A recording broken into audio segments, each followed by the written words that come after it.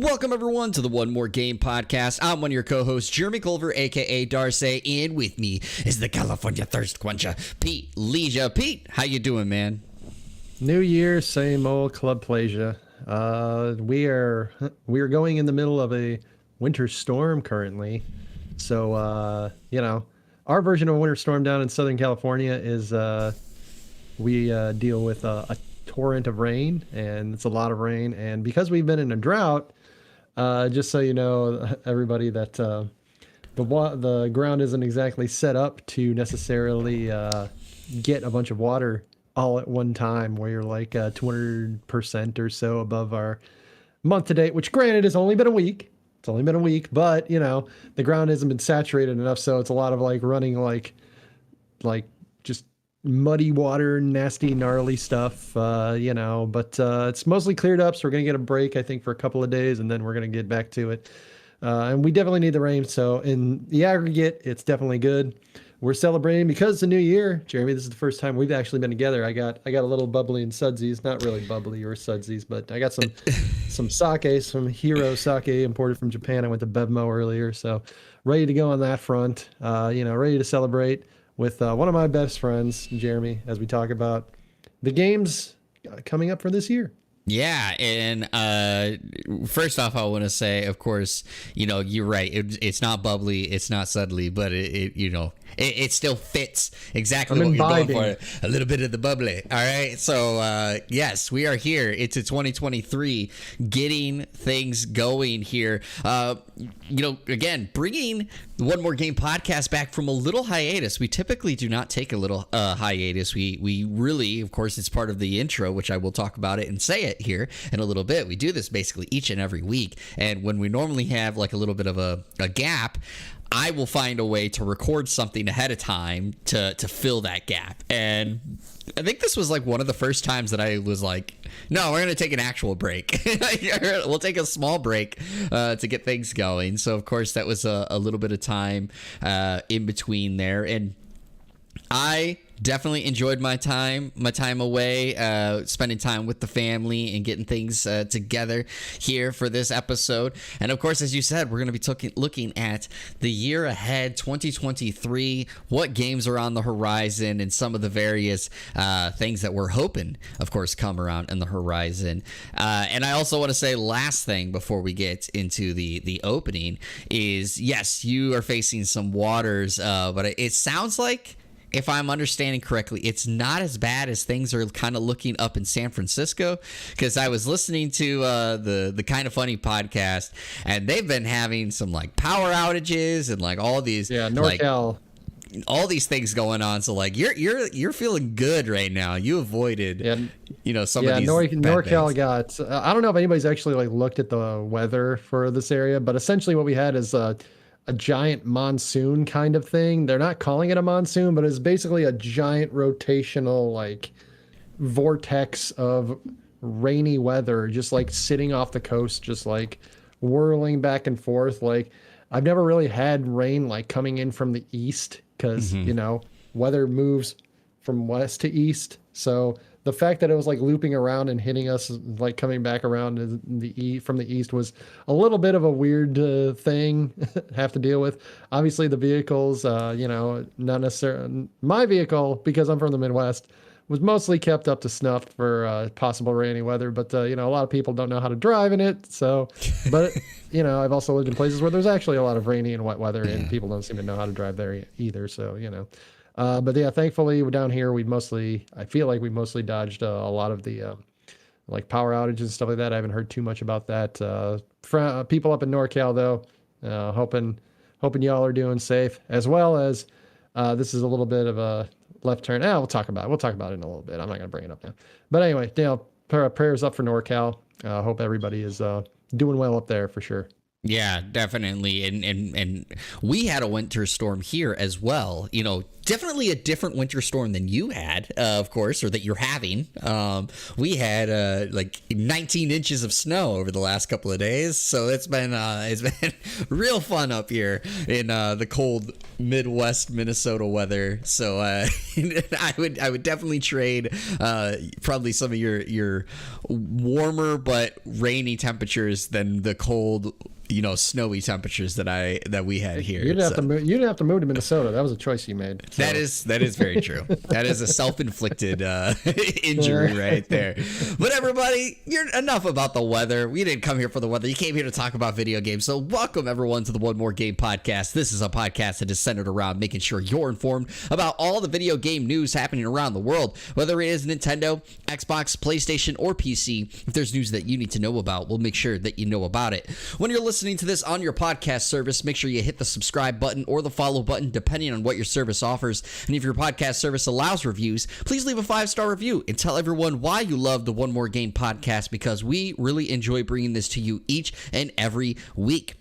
If you'd like to be part of the show by asking a question or suggesting a topic for discussion, head on over to pressstartnews.net/onemoregame and fill out the submission form, and your submission could be used on the next episode. Or you could drop it off here live in the chat when we record it here at youtube.com/presssstart28. That is, one more time, youtube.com/presssstart28. And of course, we will reference it in the show as it comes up. But you're not listening to that right now. You are probably, if you aren't here over in the chat, you're listening to this on the podcast service. So please go use that submission form, and we will likely pull that up on a future episode. I want to say real quick, just because some people know, like, this is usually a week of type of podcast. We talk about news for the week, and yes, there was a lot of news that did come out this week, but we had already predetermined what we were going to talk about the first episode coming back. So if you want to listen to things that came out this week, there's a lot of other episodes that are probably taking care of that right now on podcasts. We're going to be talking about the year to come here in 2023. However, if this is your first time to the podcast, welcome to the podcast. I hope you enjoy your listen, and I hope you enjoy your stay. But if you are returning, you already know what it is. We start off every single podcast talking about what we've been playing lately. So, Pete, what have you been playing lately? I have been playing a game that I am going to start out by saying, if you enjoy the Final Fantasy VI, Final Fantasy V, basically late NES, Sega, CD Genesis era, early PlayStation era, pixelated kind of JRPGs, you should give this one a shot. I'm talking about Chained Echoes. This game I have loved. It has been a blast to play. It has been one of my favorite new games, possibly my favorite new game that I've tried because of being on the podcast and trying different games. It is I've really, really enjoyed it. The best way I could describe it, honestly, is the creator, I think Matthias Linde is the developer's name. It was started out as a single developer. Then I got a Kickstarter, and I believe they've hired some other people since then. But the Matthias Linde was the main creator in the beginning, especially in a solo project for a long time before when I moved on to get some help and some more funding. And basically, the game takes away a lot of the stuff that you just accepted from older games, but maybe didn't necessarily enjoy about it. Like the world map, you go around and the joke is every 10 or 15 steps you get into another fight, you get into another world map battle against a bunch of mooks that you'll just destroy. But because of the loading time to get the new screen up, and then the loading time to get back to the old screen, and also showing all the XP, it takes a relatively long time. This game removes a lot of that, but keeps all the charm from the older games. You still got your boss battles, you got your text on screen kind of thing. The story is really reminiscent of a Final Fantasy VI kind of game, Final Fantasy VII, where a couple of the main characters You get introduced to the party, and not everybody necessarily is who they seem they are. And, you know, there's like secret things and like pointing to like past lives and all this kind of mumbo jumbo that's like really like doesn't make a whole lot of sense. But the further you go along, it's the pieces start kind of sort of coming together, and that kind of stuff. And it's been a real blast. I've really enjoyed it. All the characters have kind of like their own jobs and stuff like that, but also kind of cool thing. It's kind of like a mix. Like it's Final Fantasy, traditional Final Fantasy style of like each character has like a job specific that they are good at, but also you can pick up these things called class emblems, which boost your characters and also give them specific skills that they can learn. And those class you can give like your fighter, you can give them like a cleric class if you want like a sort of like a second healer in like your party and stuff like that. To teach them some healing skills, or just supercharge and be like, we're going to give you the warrior class, so you're already our damage dealer and stuff like that. So a lot of stuff like that, a lot of customization. The level, talking again about some stuff that the game kind of replaces, instead of just traditional, just like level grinding, you basically, it focuses more on completing like mini quest kind of thing. It's got like a quest board of like stuff like, oh, find like 10 collectibles, or beat X amount of this creature that shows up in this region. And then you build that up and you get another chance to learn another skill. So it's more like a skill based thing where you can like teach your character like, oh, I want to learn these skills that you can actually like, you could learn, your spellcaster can learn like another spell. Or, you know, you can give them more magic points or tech points, I think they call them in the game, or you can increase their critical chance or their critical damage and that kind of stuff. So it's, instead of like, there's a lot of like I said, there's a lot of customization in the game. Basically, I'm just ranting and raving because the game is a lot of fun. The imagery, the pixelated imagery is really enjoyable. The gameplay is awesome, especially if you're a fan of like the JRPG style. And if you like any of those old time games, and Jeremy, I know you and I both, and a lot of our mutual friends, and love the hell out of them, give it a shot, especially if you have Game Pass, because it is on Game Pass, which means if you're paying for Game Pass, you already have access to the game. So, but even if it's on like Steam or something like that, I think it's also on Switch. It's only $25. If you could, wait for it to go on sale at random points, you could probably get it for even cheaper than that. Not a whole lot of money. It's about 30 to 40 hours of your time, so not even like a super long time, but an enjoyable attitude nonetheless with it. I had a lot of fun, a huge blast.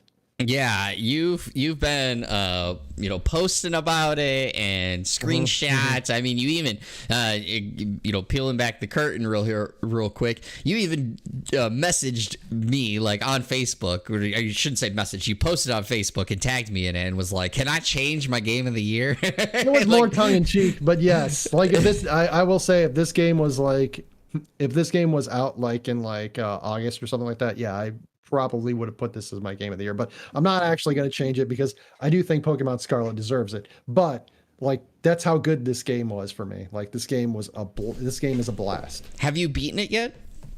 I have not. No, I've actually kind of slowed up the last couple of days. Like, I was playing it like I come back from work, partially because like my work schedule has been kind of like a lot of days where I've been like 10 to 7. So I get off at like 6:30, 7 o'clock, get back, and I play for a couple hours before bed. And so I was doing that, but now I kind of got a little fatigued about it because I've been playing it for like 2 weeks straight or whatever. So now I'm kind of like slowing it down a little bit, and just kind of like backing off, and then I'll jump back in again and try to finish it off. So, but yeah, so I haven't beaten it yet, but I think there's 4 acts, and I'm in the middle of Act 2 currently. So okay. Yeah, I know that it's been very, very well received. Obviously, those that don't know, you bought the game for me. Like, that was my Christmas gift from you. So I haven't started it yet because of course I have a bunch of other games that are currently on my backlog, as you well know. So yeah, I felt bad buying it for you because I was like, I'd played it. I'm like, oh, I love this game. I want Jeremy to get it, but I was like, I didn't want to just like buy it, but then I saw it was on because I was actually going through your wish list.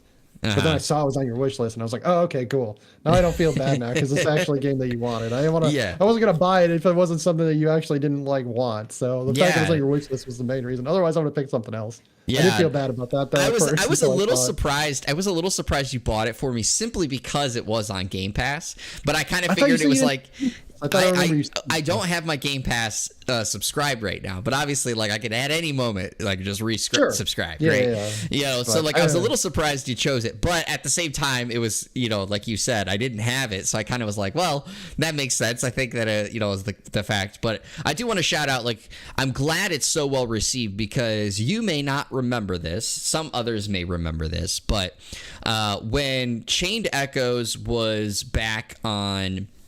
Like, there was a demo that was out. I want to say it was for Gamescom, or maybe it was a little bit before then. I played it, and I talked about it here on the podcast as, like, what have you been playing lately? I talked about the demo. I think I remember you mentioning it, yes. And I had said, you know, talked about, like, you know, leading up to its release, like, I was really intrigued by the game. I played the demo. I enjoyed the demo. I wish, you know, I played more of the demo. But I remember at that time, that's when they had their trailer where it ended with just asterisk Burr 2022. And it was like, because they hadn't decided which, you know, Burr month it was gonna be, and so, like, I had, you know, talked about wanting to get it, so, you know, I'll finally, of course, jump into it here at some point, but I'm just very happy how well it's received. And as you said, you know, like, it was a one-man team for a while, and now, you know, it's been received the way that it you know, a lot of us had hoped for, and so I'm glad that it was received that way. I've been playing quite a bit of different things, as is not unaccustomed to hear on the podcast. You know, of course, I cannot ever just stick with one game. So first off, I'll talk about my board game that I played. I played Testament. I don't remember if I played Testament before our last episode, but I played Testament. And Testament, as I had made mention before at some point on the podcast, it's basically like the board game version of a dungeon crawler like Final Fantasy. And I was going to back it on Kickstarter years ago, didn't, and then I finally found it, or like refound it and bought it. So we played it. I enjoyed it. It is really complicated, though, especially when, like, your first time playing it, and, like, my wife and I were trying to play it, and we had a good time, but because we both were trying to learn it, there was some frustrations that did come out during that play. But we got to the boss of the first level, and then we stopped, and then we ended up putting the board game away because we just hadn't gotten back to it. But played that. It is fun. We'll get back to it at some point. I played some more Soul Hackers 2, which is fun, as I've talked about here on the podcast. Played some I'm trying to, like, I played a bunch of things, so I'm trying to, like, figure out which one I actually want to talk about. Do you want me to talk about, I guess, like, an old, like, it's a game that I've talked about here on the podcast, but I didn't play it too much? Or do you want me to talk about a brand new game? I guess let me ask you that, Pete. Talk about a brand new game. It's the holiday. We're just getting out of the holiday season. Everybody's talking about all the new games that they got for Christmas or the holidays or whatever. So I'll talk about a brand new. So we'll do that then. So then I played some more Legend of Heroes Trails from Zero. And obviously having a blast with that one, as everyone knows that's been around the podcast. I'm a huge Trails fan, so I'm really enjoying that in what I've gotten to play of that. I also recently started playing Babylon's Fall again, because we've talked about it. It was my underrated, essentially, game of the year. It shuts down on February 28th, which happens to be my birthday. So I'm going to get the platinum on that. And if you want to watch me get the platinum, come back here to the YouTube channel, youtube.com/PressStart28 on Friday at 9 p.m. Central Time, because I will be streaming it again. And I'm pretty, like, 99% sure I will have the platinum on that stream. So we will get that platinum. But the brand new game that I played, what was that? I was knocking on wood that happens. Yeah, I'm like 99% sure. I have I have one trophy I need to get. It's basically, the trophy is I have to enhance my armor, or a weapon now. Sorry, enhance my weapon to level 10. It's at level 8 or 9 right now, and I will have enough mats to upgrade it, or I think I'll have enough mats to upgrade it on Friday. So it's just like I literally just got to get the mats, and then it's like boom, I have the platinum trophy. Gotcha. So like I should have it. But the brand new game that I played, and I did stream it here for a little bit over on youtube.com/pressstart28, but I did take a little pause because I'm playing Babylon's Fall for a little bit to get that platinum, is Super Robot Wars 30. So Super Robot Wars 30 is basically a crossover game of a bunch of mecha animes come together and in a strategy tactical RPG format. And I love tactical strategy RPGs. I mean, I'm a huge fan of those. Obviously, I make mention about Final Fantasy Tactics all the time and some various other tactical strategy games. I know I was like harping on Pete to jump on the tactical strategy bandwagon at some point, and he basically said, no, I'm not hopping on that. But I played some of that. My friend Zach bought it for me as my Christmas gift from him, and I gotta say, man, is it fun! Like my one complaint, I'll get the complaint out of the way. And I knew it heading in, is that it is a dense text game. Like there's a lot of text to story in that, and there's no voice acting in like the story components, which is a little frustrating because like there is dialogue during battles, but for some reason during like the actual like telling of the story, like there's no dialogue. And I mean like to the point at which I had said on stream that I wish like I would have been just fine with this. There's not even the like expression voice acting or like the grunts that happen of being like you know, like things like that during like the text lines. It's literally just like dead silent and there's music, and like that's the story. And that's my biggest complaint, because if they filled that a little bit with some voice acting, I would have been much happier. But the game itself is so fun. Like I love the tactical strategy aspect, but watching like the attack animation go through, there is some clean attack animations that go through that and like just feel like awesome. And then what makes it even better, in my opinion at least, is like when it's your turn to attack and you like start to attack, there's this like epic like Japanese music that just like starts to play, and it's like and you're like, all right, like we're about to like, you know, typical anime, like the hero's about to like win the fight type of music. So you like get hyped just watching the attack animation go through. And so it's a lot of fun. I have only played a few hours of it. You know, I don't know exactly off the top of my head. I think I've played 2-3 hours of it, so I'm still really early into it, but it's a lot of fun. I expect that I'm going to enjoy it a ton. Like I said, the only reason we put it on pause right now is because I'm trying to get the platinum in Babylon's Fall before it shuts down. But it's a good one, and I think that the sale just ended for it, unfortunately, but it goes on sale like pretty regularly now. So those that are interested in it can go pick that up. Or if you want to, I can drop a link in the description notes for people to go check it out, which can help support the podcast. And I'll also throw in Chained Echoes in the show notes. So if you go by using those links, you'll help the show out. So both of them fairly fun. You know, Pete, like we've talked about this before, and I know we're kind of going long, but I'm totally fine with it.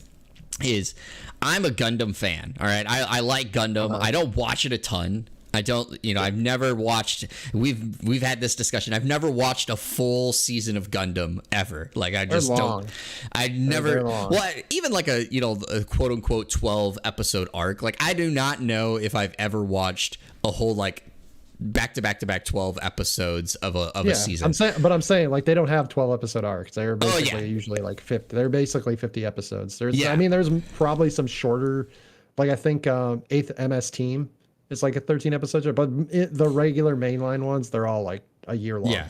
So, but I really like it. And I will say, even though like this will not happen, we know this, like as much as they say it, it's like playing Super Robot Wars 30 is like, yeah, I want to go watch some Gundam. Like, I just want to go watch some Gundam again. Like it was getting me that hyped, basically. That's awesome.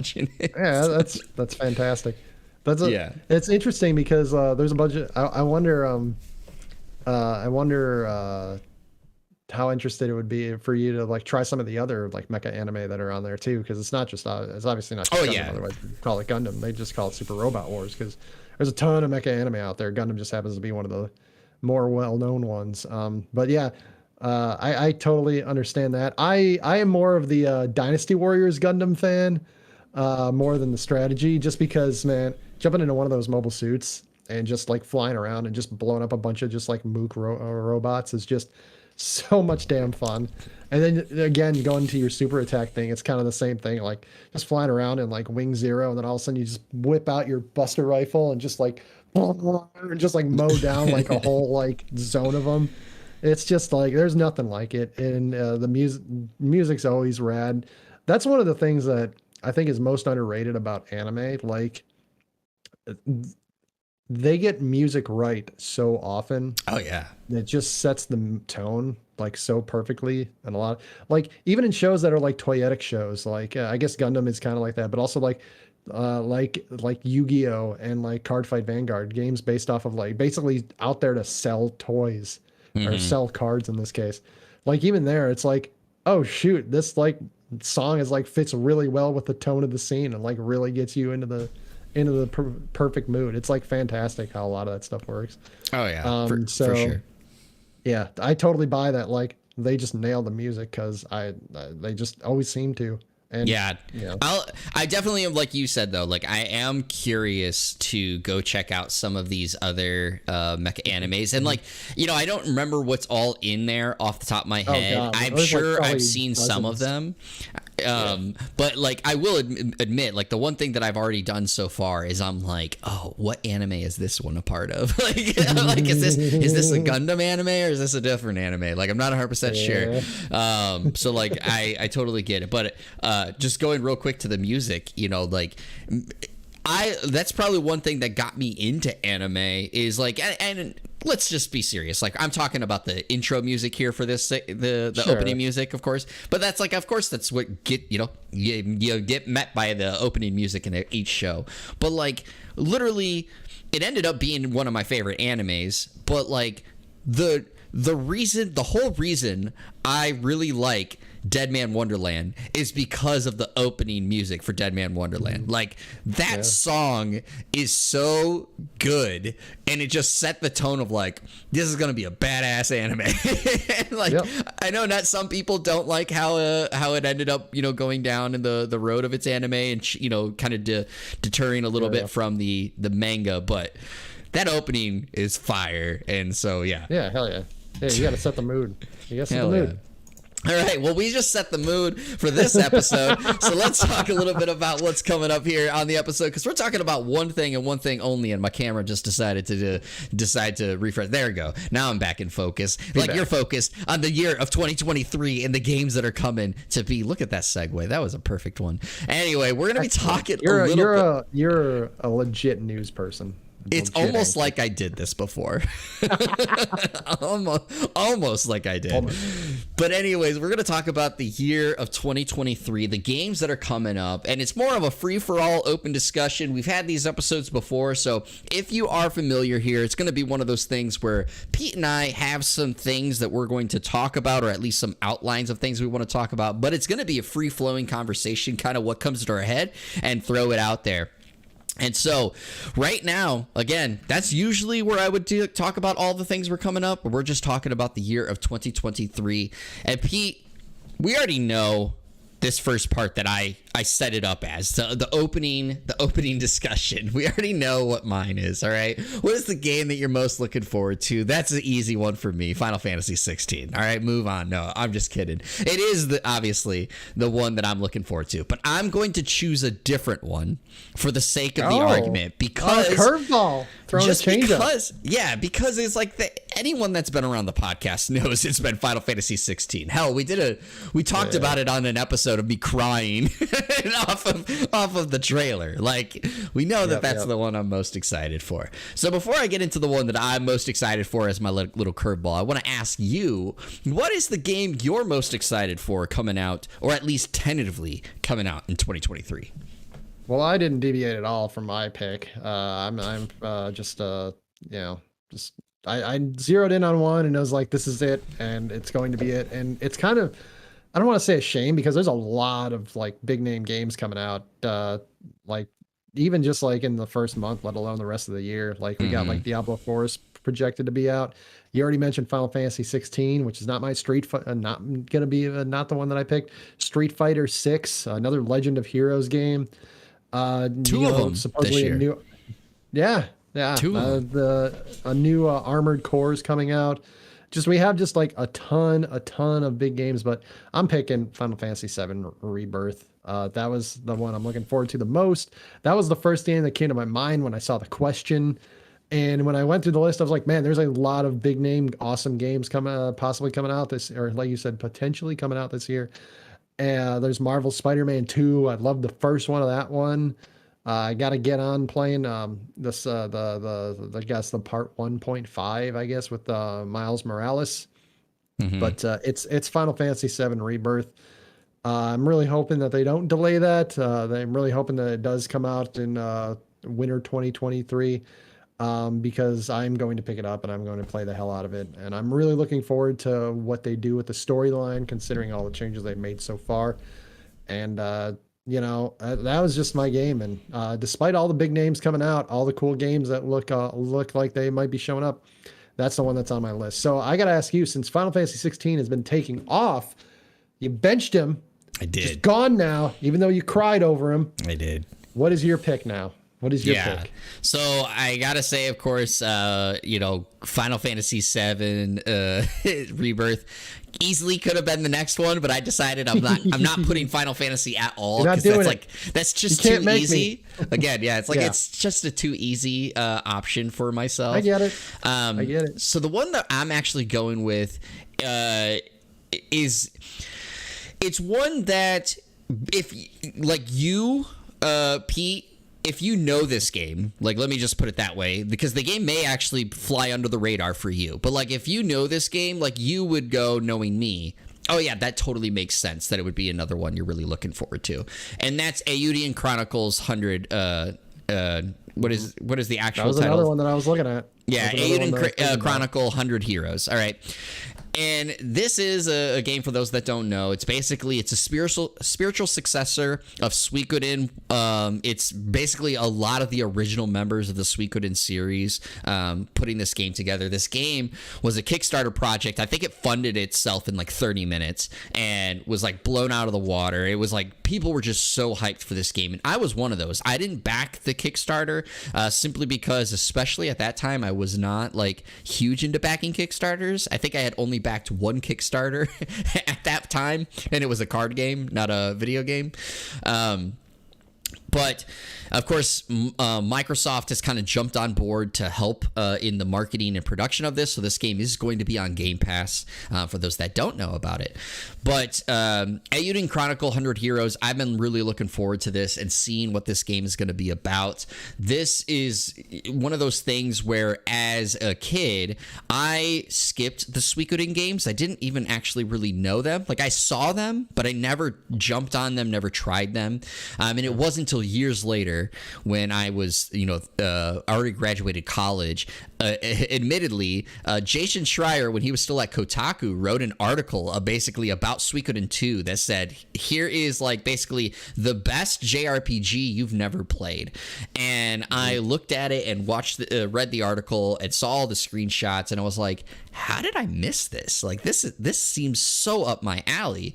So when Eiyuden Chronicles got announced, revealed as a Kickstarter project, I was totally on board. And so it feels crazy to me, admittedly, that it's releasing this year, because like it always felt like this was a game that was like years away. Like, it was just like, it's not this year, it's not next year, you know what I mean? It was years away, and it's like, it's finally here to play, which is crazy that it's coming out in a year that Konami is also releasing the Suikoden 1 and 2 remasters. I was actually about to bring that up. I was like, if you had missed that, that's another one on the list. Yeah. That's another one on the list. Yeah, remasters. So it's like, it's just so interesting. I've seen a lot of speculation that like Konami decided to do this because they knew that it was like basically Konami had announced the remasters. I think it was about a year ago or 2 years ago now, but it's almost like a lot of people are speculating that Konami decided to do this because they saw what happened with the Kickstarter project and the hype around it,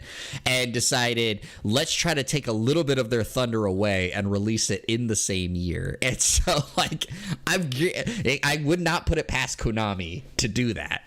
Yeah, I don't know if I'd say they take their thunder, but I definitely do think they saw an opportunity. I mean, like, hey, people are gonna want to maybe try this. This game that was based on Suikoden, kind of. How about this one that's actually the games? Yeah. You so I totally believe that. You liked the game that's a spiritual successor and has the original members of Suikoden? Well, here's the original games of Suikoden. Yeah. So I 100% believe they did that. Yeah. So I'm looking, that's kind of the next one. And as you said, though, there's a lot like this year, it's one of those things where, I think a lot of people, made mention of this, especially last year in 2022, of like, 2022 was like almost like the year of releases, like backlogs because of the pandemic. And so like games, 2022 in some people's mindset was a fairly stacked or a fairly good year in video games. And I would agree to that. But like for me, 2023, just based on paper, if all of these hit these release dates, and who knows, because anything can change. Right. That's why we talked about it again tentatively. If all of these hit, God, this is a stacked year. Like this is I don't know how we're gonna have the time. I don't know how we're gonna have the time to try all of them. Yeah, that's the wild part. It's one of those things where it's awesome to be an adult and it sucks to be an adult because I have adult money but I don't have child time. It's the rub, isn't it? It's just like you got all the money you can buy, you got the money to buy the things you wanted as a kid. Well, now you don't have time to enjoy them. You can't. It's a drag. It's a major drag. Now, is there any games that you saw on the list that is, again, tentatively coming out for this year? Were there any games that like jumped out and surprised you that they're on the list of being released this year? So there's a lot, but there's two that I want to bring up, and they've already been announced, and I think one's actually coming out in February. Let me double confirm that. And they're kind of coming out for two different reasons. And yeah, so the first one I'm going to talk about, it comes out February 16th. It's Theatrhythm Final Bar Line. It is Final Fantasy Theatrhythm. Mostly I'm surprised by this one coming out.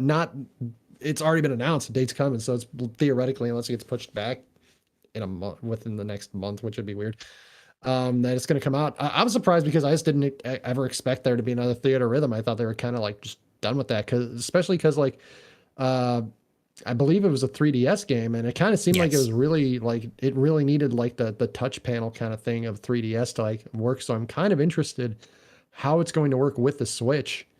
And a PS and the PlayStation. I was gonna say, not just Switch. Yeah, it's coming on PlayStation 4, and it's 1 to 8 players. There's another wrinkle that like was not part of the original. It has multiplayer. Yeah, it's just a lot of it's just like I did not think they were gonna kind of just go sort of ham into this, and I really enjoyed it, especially like if I get it on the Switch, which I think I would determinedly buy it at, because it definitely comes off more as more of a handheld game, I think. I mean, maybe that's just my inclination because of how the first two were. Mm-hmm. So maybe that, but that was like one that I was just kind of like, I was just really surprised when that got announced. I'm like, oh, okay. And then all of a sudden it's like, yeah, it's coming out in like 6 months or whatever when they announced it. Cause wasn't that long ago. I feel like when they announced it, it was pretty recent. It was at I want to say it was a Nintendo Direct.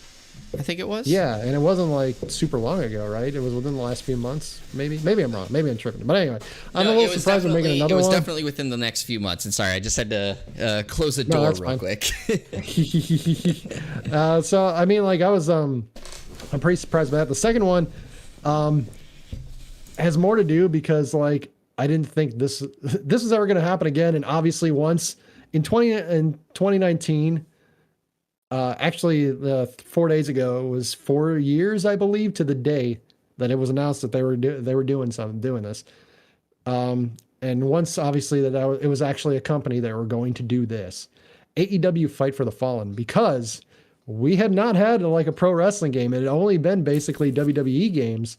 I mean, you also had the Japanese centric one. I forget the name, escapes me right now. Fire Pro something.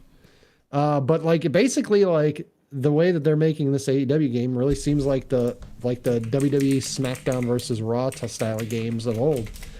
And like the only one that came out with that was WWE. It wasn't like any other pro wrestling company. And you knew once AEW was announced with Kenny Omega and the Young Bucks and the Elite, Cody Rhodes and all them, they did like and Adam Hangman Page. They said that they were going to do that with their video of being the Elite 4 years ago. You kind of figured, especially since Kenny is an avid gamer, that they were going to try to do something like this. But it still just blows my mind that there is going to be a pro wrestling game that I am super, super looking forward to. And Fire Pro, the few times that I played it, is actually fun, but it's a lot more technical than I would like necessarily. Where it's kind of almost like playing like, it's like you gotta like kind of like get all the little minutia. But like this AEW Fight for the Fall, I'm really looking forward to, and it's been a long time since a non-WWE game for pro wrestling was something I was looking forward to. But and that's why I'm kind of surprised, because if you'd said this, to like Teenage Pete, saying like, hey, there's going to be a pro wrestling game when you're like in your 30s that's going to come out, and it's not going to be a WWE game, you'd be like, well, that's not true. There's not even another pro wrestling company that's like as big as WWE.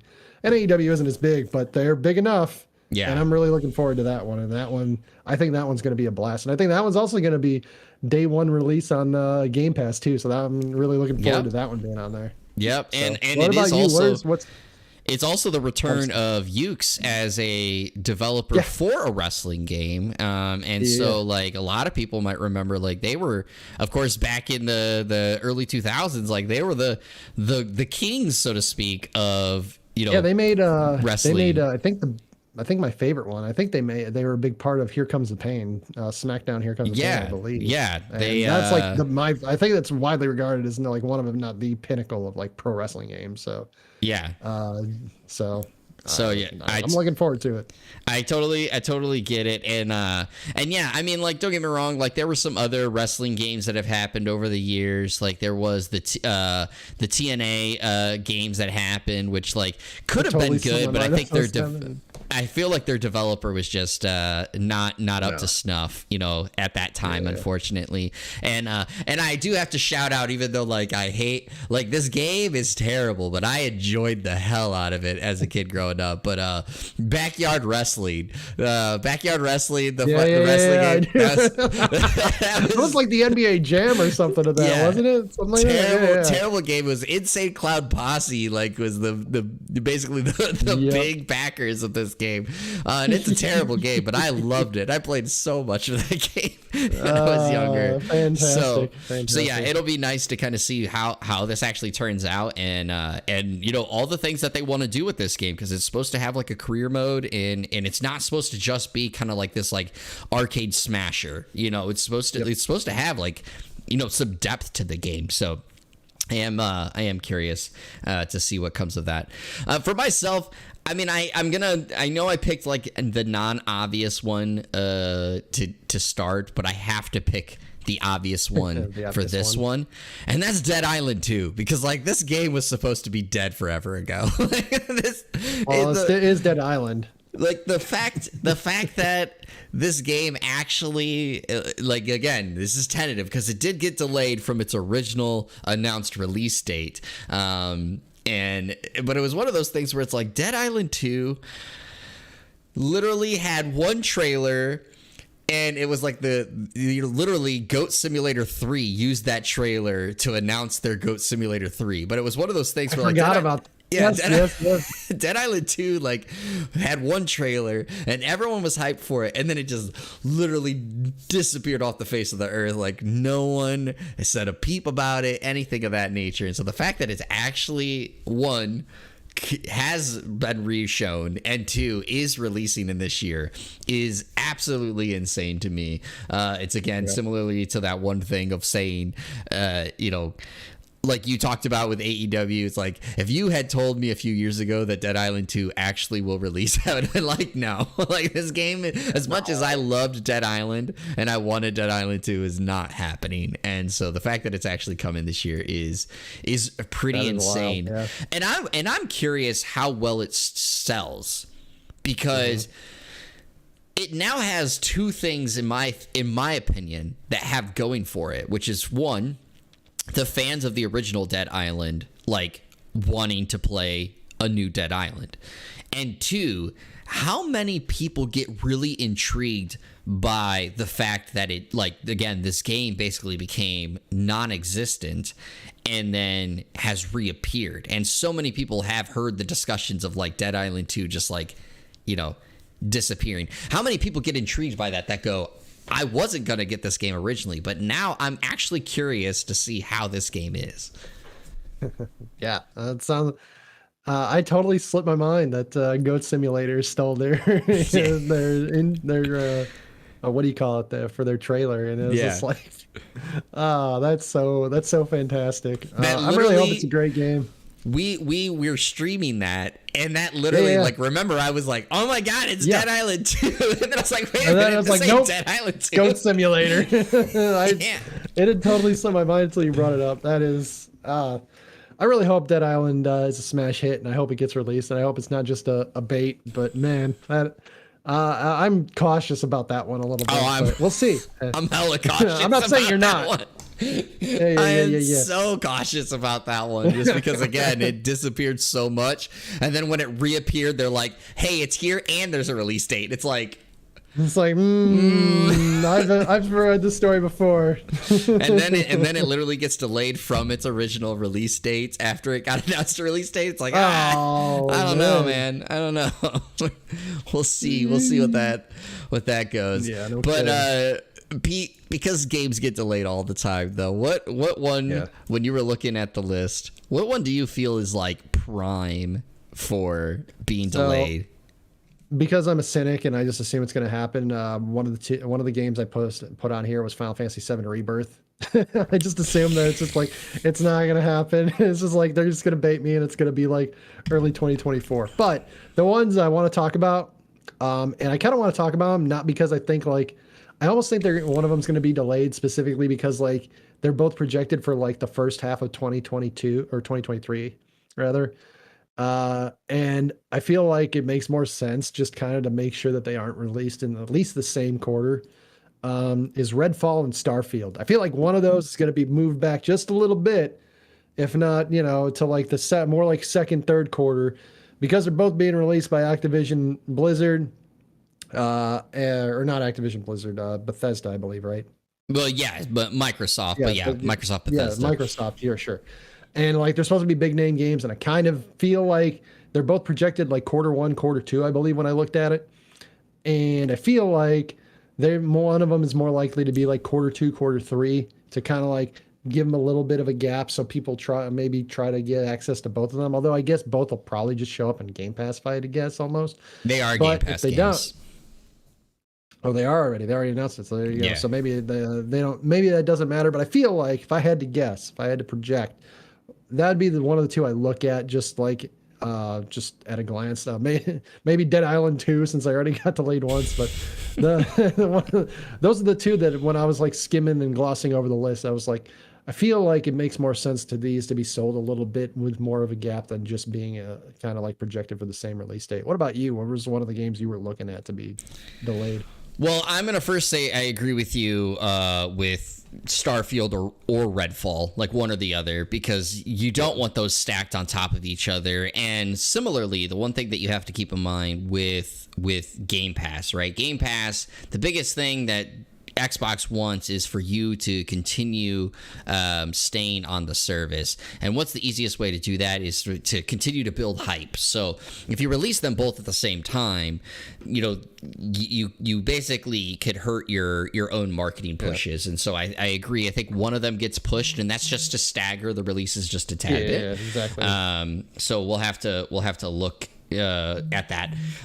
For myself, actually, the one that I'm really feeling is going to get delayed, and it's because it kind of came back out of nowhere. Not as bad as like Dead Island 2, but my wife is going to be so upset when I say this, is The Wolf Among Us 2. So The Wolf Among Us 2, like, remember Telltale Games shut down. Like, after they had announced this game, they shut down. And now they're back. And The Wolf Among Us 2 was announced, and then it was like radio silent for a long time. And then all of a sudden, I think it was at Gamescom, if I remember correctly again, is like The Wolf Among Us 2 reappeared again. And it's like, hey, it is coming out next year. And so it's like, I just feel like that one could easily be delayed. And it's a great game. I mean, if you've ever played The Wolf Among Us, which if you haven't, you should, because like it's on sale all the time. Go pick it up. You can get it for like less than $5.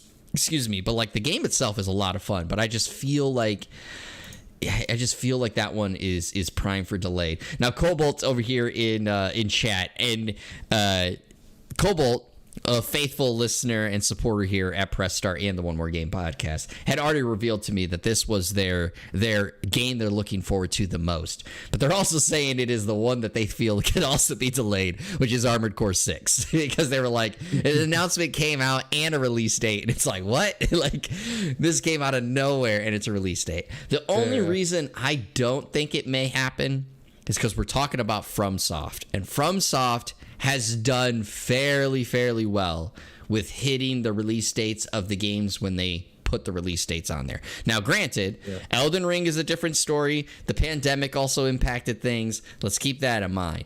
But typically, From Software has done a really great job. When they put out a release year or a release window, they're pretty on point with that. So that's the only reason I don't know if Armored Core will get delayed. But I could see it too.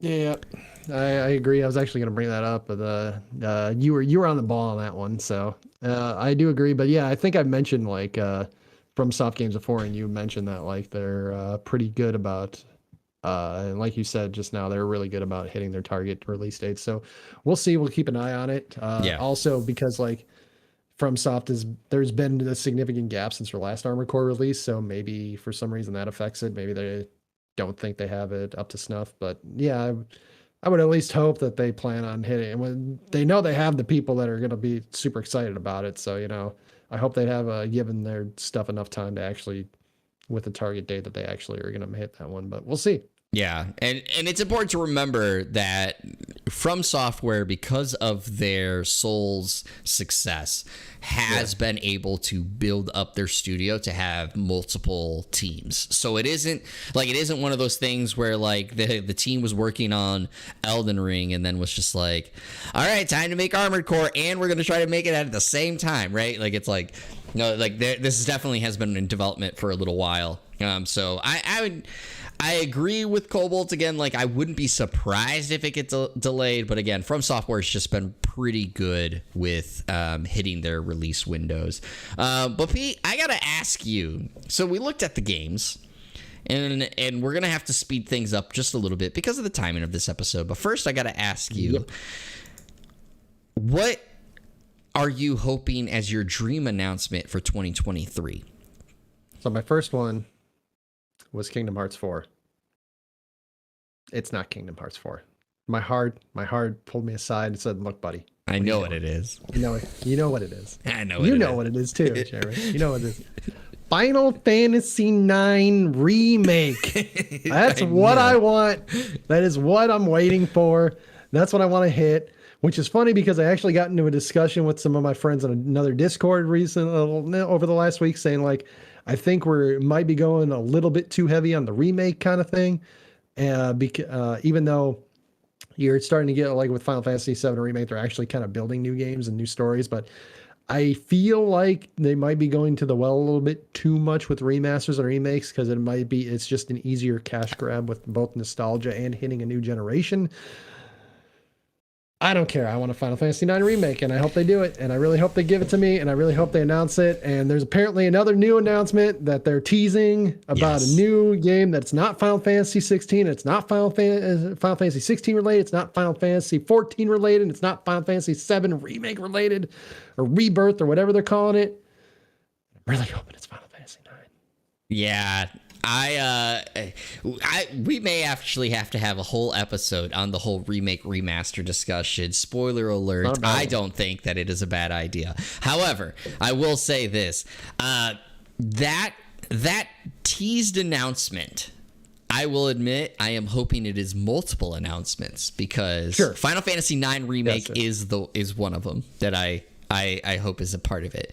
But you already know what my one is, because I just made mention of it earlier in this episode. And I have made mention of it prior times when we talk about the NVIDIA GeForce leak. And it is Final Fantasy Tactics Remaster. I want that damn game. I don't care. I want it so bad. Yeah, I don't care how many times I've played Final Fantasy Tactics. I want to play it again, and I want to play it in a really nice format on my Nintendo Switch. Like, that's what I want. And I would love a remake version of it. It would be amazing if there was a remake, like a modern day version. You know, like, this is big picture, really throwing it out there, but DioField Chronicle. The DioField Chronicle, if you remember, when this was announced at the PlayStation State of Play, I made mention at the very beginning, and I got super excited, and I went, oh my god, is this the Final Fantasy Tactics remaster? And it wasn't. Of course, it was the DioField Chronicle. But if it was the Final Fantasy Tactics in that same art style, like in a modern day version of what we got with the DioField Chronicle, that would, like, to me, I would probably cry even more than I did a Final Fantasy 16. Like, I legitimately, if we got something like to that kind of level of a remake for it, because not only would that be just amazing from a graphical standpoint and like getting to see these characters that I really love, like in a 3D format, but just experiencing the story of Final Fantasy Tactics in that 3D format would be amazing. So I'm right there with you. Like, when there was that tease about, like, this is not 16 or 7 related, I was like, oh, please, like please don't do this to me. I've been hurt before. Squeenix. You don't have to be making Jeremy and I pain because of your disappointed dad bullshit. Yeah, and I've been hurt many times by Square Enix. Don't hurt me again. Basically, don't hurt me again. Don't do it. So my last thing that I want to ask you, and this is more like free flowing, whatever you want to say and stuff, but every year people set goals for the year, right? I set goals. I tweeted them out. You can go check them out if you want to follow me over on Twitter at Darcy28. But I tweeted out my goals, my personal goals, basically, of the year. But I got to ask you, Pete, what is your gamer goals for 2023? My gamer goals, they are podcast centric. What did you give me, dude? It didn't even. I've had too much rice wine. Apparently, too much sake. Yeah, no kidding. So my gamer goal for this year is have a new game played for every show. Essentially, I'm not gonna say I beat a game. I'm not gonna say I played along, but I want at least like an hour or two where I play a new game that I haven't played before. Now, it could be like a remaster of a game I played. It could be a remake or whatever. On my PS5, I downloaded Final Fantasy VII Intermission today, the Intergrade, so I'm going to play through that. Ooh. So things like that. But I do want to play just new games. I don't want to play the same games that I've been playing. And that's kind of like my goal. We'll see how long it lasts. But between PlayStation Plus and the Game Pass, I feel like I should be able to play a new game and have a different game lined up for what we played, what we've been playing lately every week. And that's kind of my personal gamer goal, specifically this year. Now you're one of my best friends, so you know that of course I can't just sit here and not give you shit. I am gonna laugh so hard with the first episode, like not the first episode, but the first episode that you go, yeah, so I played Magic Arena this week. hey, I will have you know, I have not played Genshin. I have not played Magic Arena. Magic Arena isn't even on my computer or my phone anymore. I don't even have Marvel Snap on my phone anymore. All those are gone. I'm going to tell you right now, there was an episode in 2022 where you were like, I legitimately uninstalled this game. I'm not playing it anymore. And then the 100%. Very next week, you were like, I played Magic Arena. I reinstalled it and I played Magic Arena. Now that I know you're going to laugh at it, though, I'm going to pull that out randomly one episode and be just like, technically, I haven't played it this year. Technically, you would be right. So I guess I couldn't be mad at you. For myself, my gamer goals this year, it's kind of similar to you, so it's more so podcast related, but I do want to get us here on the podcast up to enough reviews so that we have an aggregated score on Spotify. I've made mention of this several times here on the podcast, but like we don't have an aggregated score here yet on the podcast on Spotify. So like I'm hoping that we get to that point.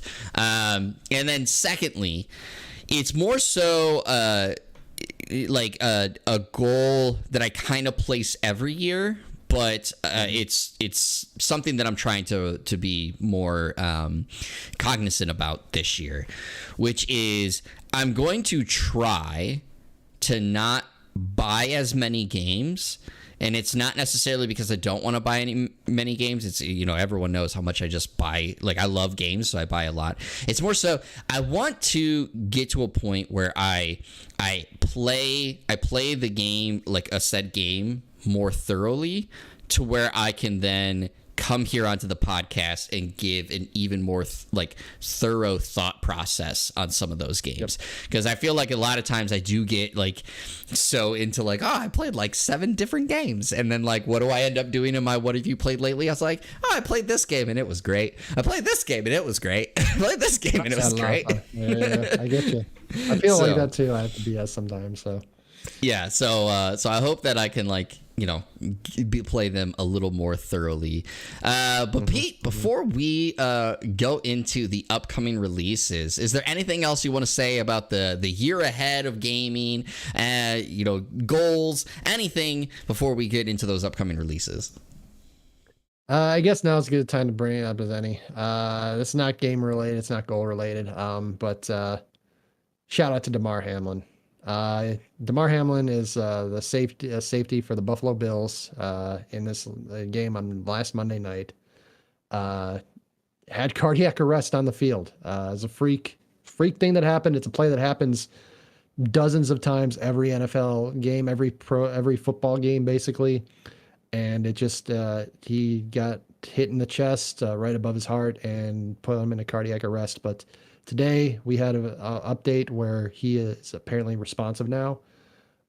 He is intubated still, so he's still using, needs assistance breathing, but he has been responding, like writing comments and acknowledging people and like moving. I believe he's been moving his hands and feet. Yep. From what I've read, and it's really awesome. It's really awesome to see people just kind of come together, and it's I guess if I have a personal goal for just in general for humanity is he had a foundation essentially to get toys for kids, for less fortunate children, families, whatever, for Christmas, that didn't want to raise like $2,500. He started when he was still in college, I think. And it was at like 10 grand. And then after this injury happened, I believe now it's like at $7 million. And just be kind to other people.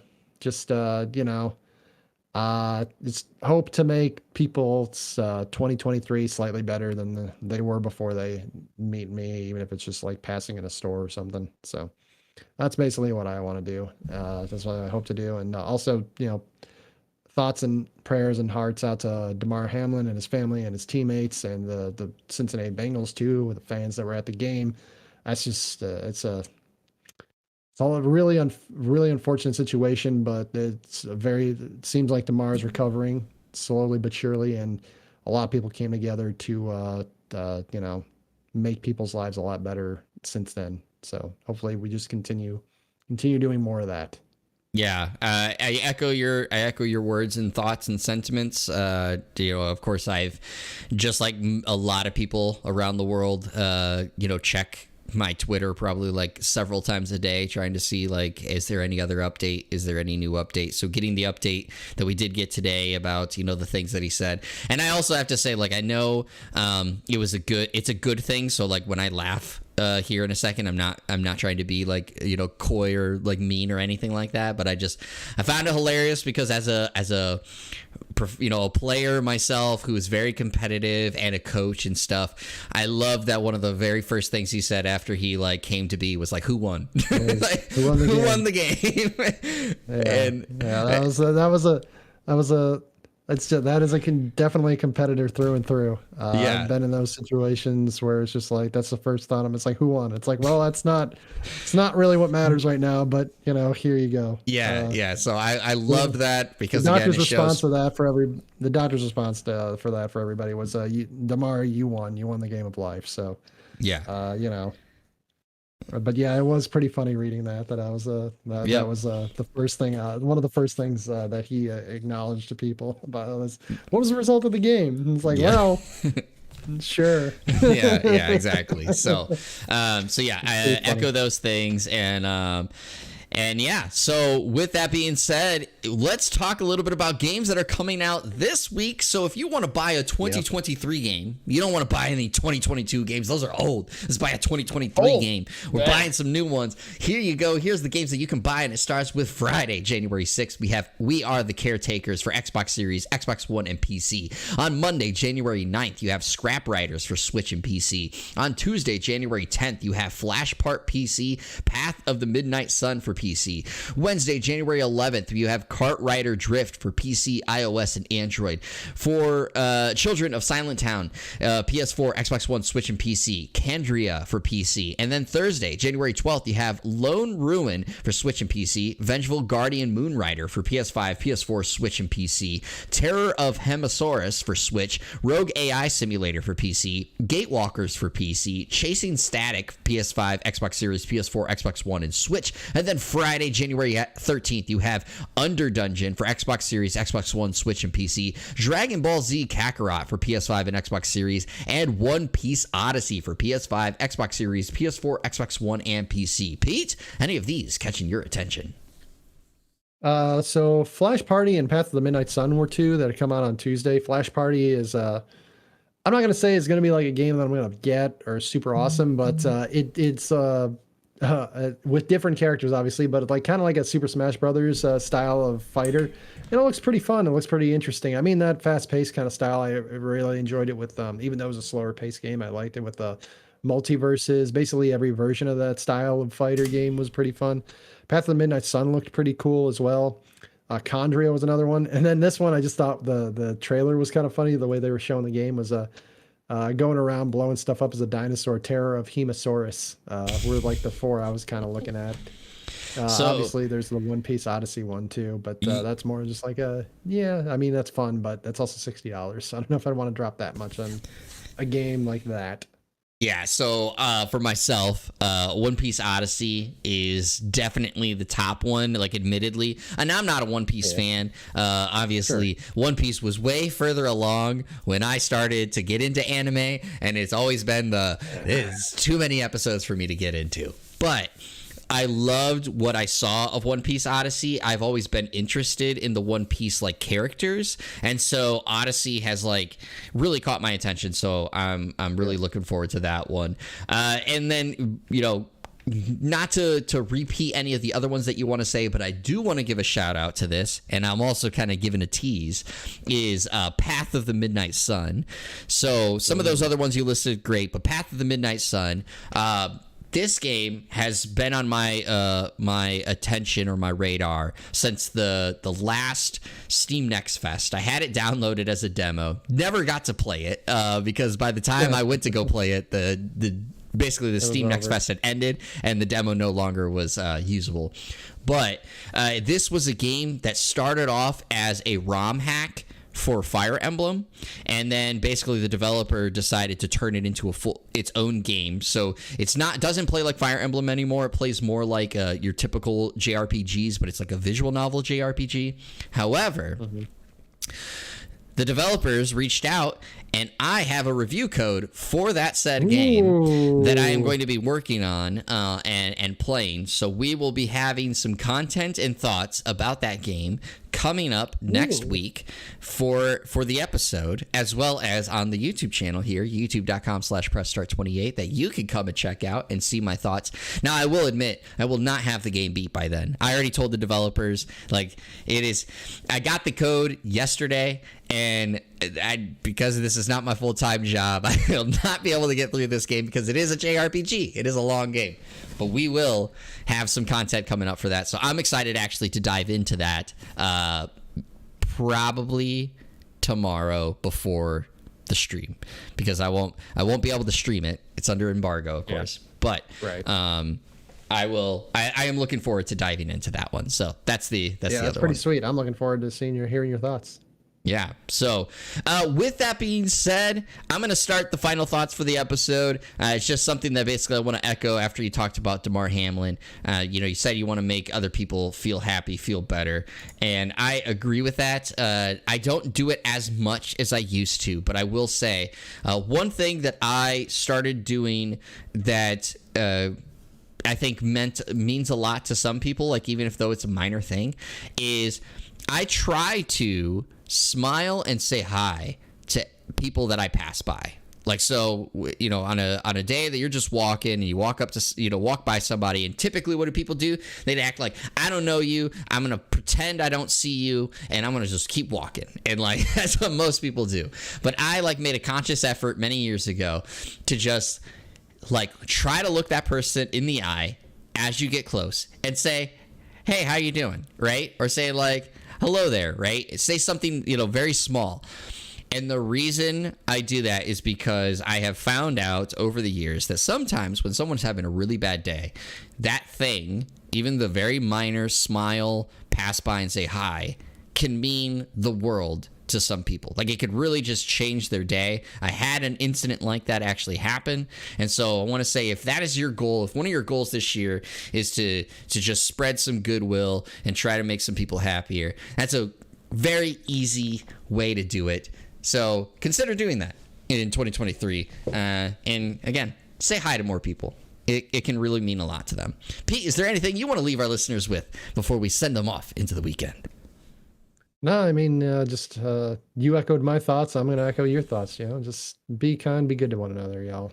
It's what we should strive to do every day, because Lord knows there's people that are way more power than we do. They do not give a crap. Sorry to throw this on a cynical about, but Well, you wouldn't be Pete if you weren't cynical a little bit on the episodes. I mean, what are you gonna do? But just at the end of the day, watch out for yourself and everybody, other people. Just, remember, everyone, it is a new year. You have a whole year to make changes, improvements, do anything that you want to do, even if it is you don't want to change. Hey, you have a whole year to keep that up. Make this year the best year possible, but also, because of course you're here, make sure this is the gamiest year that you have of the year. Go play a lot of games, have fun, enjoy yourselves. And everybody, that's all that we have here for the One More Game podcast. And this episode, I've been one of your co-hosts, Jeremy Culver, aka Darcy. This has been the California Thirst Quencher, Pete Legia, and we really enjoy bringing this to you. So as always, everybody, stay hydrated, stay healthy, stay safe, and keep on gaming. We'll see you all on the next episode.